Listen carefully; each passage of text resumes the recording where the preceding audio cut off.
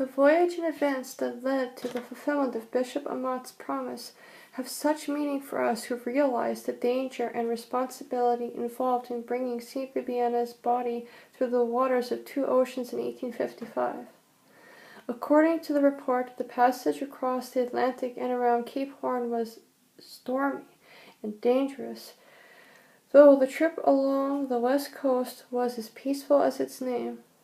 At San Francisco, the holy remains were placed on the Powhatan, a little coasting schooner that sailed out of the Golden Gate in November 1855.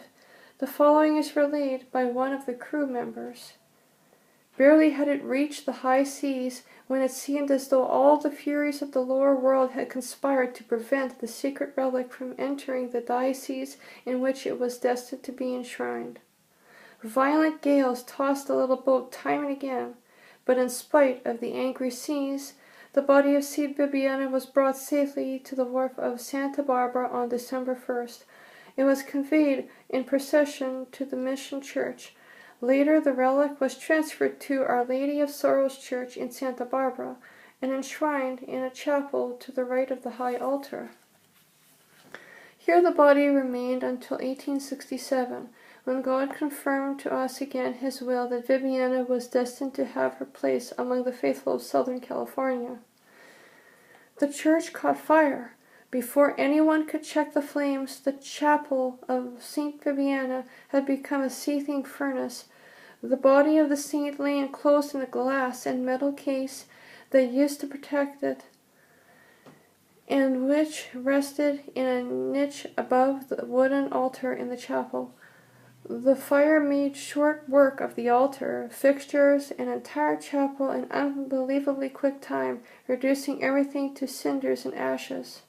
But, amazingly, although the glass sides of the case were cracked and blackened by the terrific heat, the wax fitting that directly covers our saint's body resisted the fury of the flames as though it were made of marble or of iron. The silken robes which clothed the effigy were not even scorched. As God saved her body from the dangers of the sea, so He preserved it from the hungering fire. The body of St. Vibiana was brought in 1868 to the old Plaza Church in Los Angeles, known today as La Placita. Here it remained for 8 years, deeply and enthusiastically venerated, as it awaited completion of the cathedral, its final destination. On April 30th, 1876, Bishop Amat had the joy of seeing the cathedral consecrated by His Excellency the Most Reverend Joseph Alemany, O.P., at that time Archbishop of San Francisco. The Reverend Father Bouchard, S.J., preached the sermon. After the consecration, the Most Reverend Francis Mora, at that time coadjutor and later Bishop Amat's successor, celebrated the first Mass in the newly consecrated Cathedral of St. Vibiana. An immense congregation attended the beautiful pontifical ceremonies, which lasted